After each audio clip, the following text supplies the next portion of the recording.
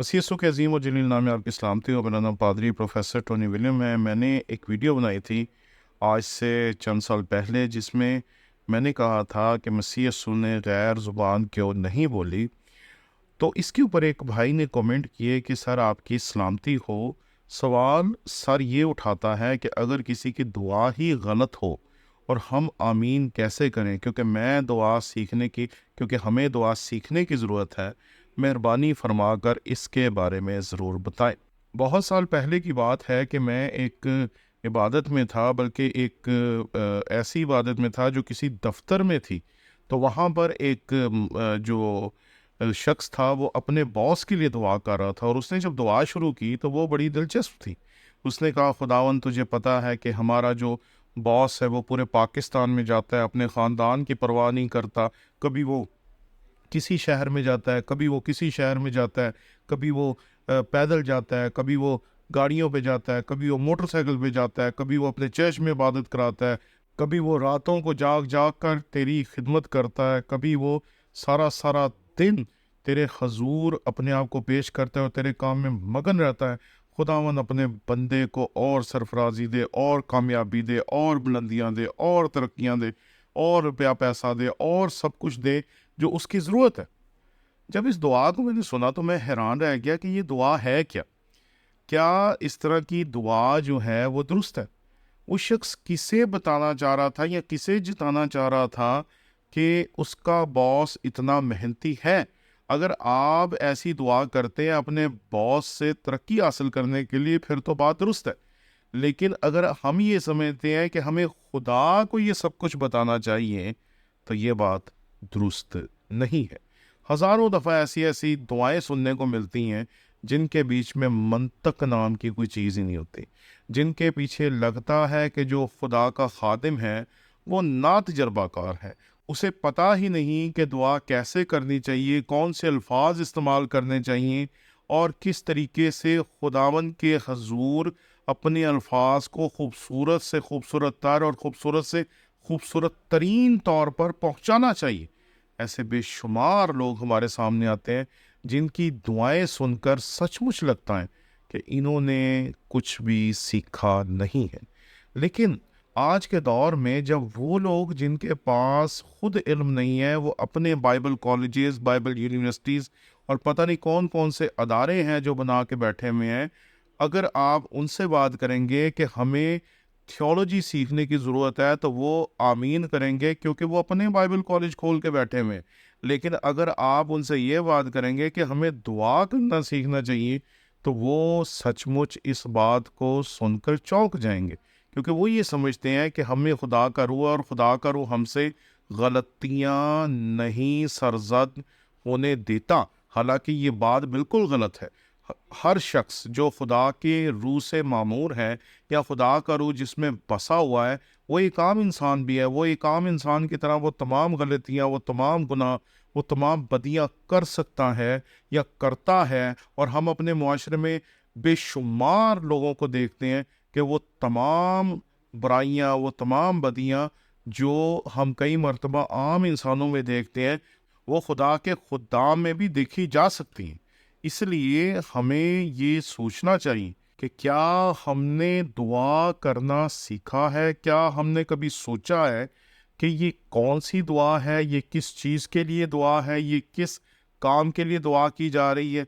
क्योंकि आप जानते हैं कि बेशुमार किस्म की दुआएं हैं जो हम करते हैं। हम खाने पे दुआ करते हैं, हम इमारतों की तकदीस के लिए दुआ करते हैं, हम लोगों की सेहत के लिए दुआ करते हैं, हम लोगों को खुदावंद की खिदमत के लिए मखसूस करने के लिए दुआ करते हैं, और बेशुमार किस्म की दुआएं हैं जो हम अपने मुआशरे में करते हैं। और हर दुआ करने के लिए अल्फाज का चुनाव फ़र्क होता है, और हर दुआ करने के लिए जो हमारे मकासद हैं वो फ़र्क होते हैं।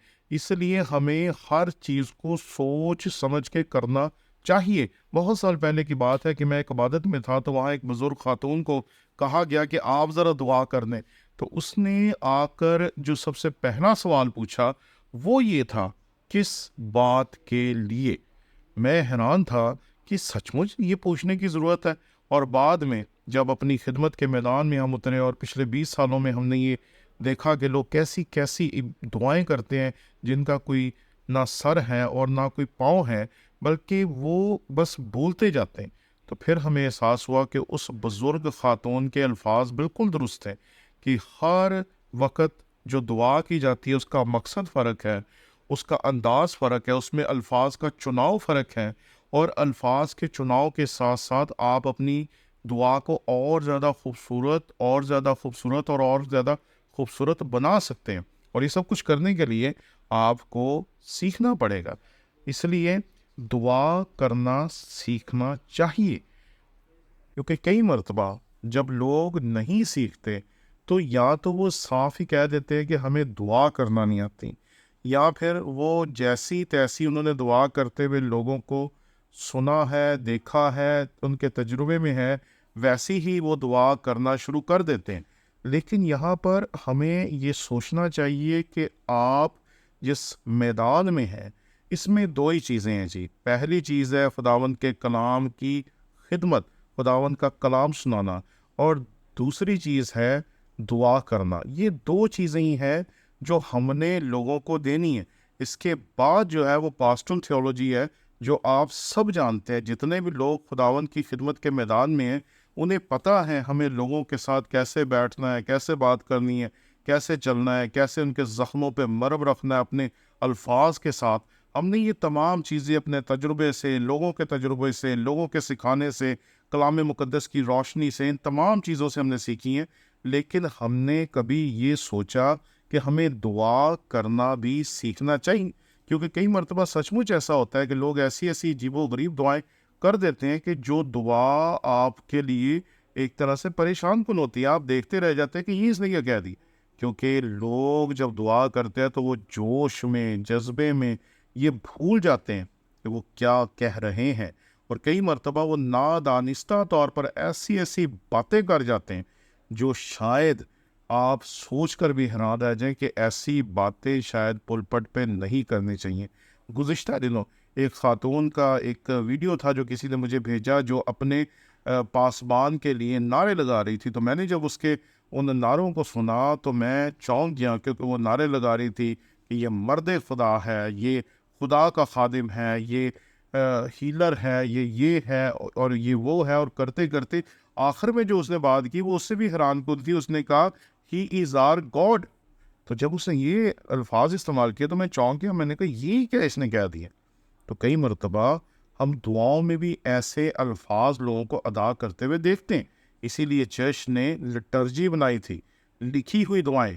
اور یہ بات یاد رکھے، غلط دعا کرنے سے پڑھ کے دعا کرنا زیادہ بہتر ہے، اور یہ لازمی بات ہے کہ آپ نے اردو میں دعا کرنی ہے۔ وہ کہ ماضی میں کچھ ایسے لوگ ہمارے سامنے آئے جنہوں نے کہا ہمیں اردو میں دعا کرنے کی ضرورت ہی نہیں، ہم سیدھا غیر زبان میں دعا کریں گے۔ چلیں، وہ ان کا ایمان تھا، لیکن اگر آپ کی دعا کسی کو سمجھ ہی نہیں آئے گی تو کوئی آپ کے ساتھ اتفاق کیسے کرے گا؟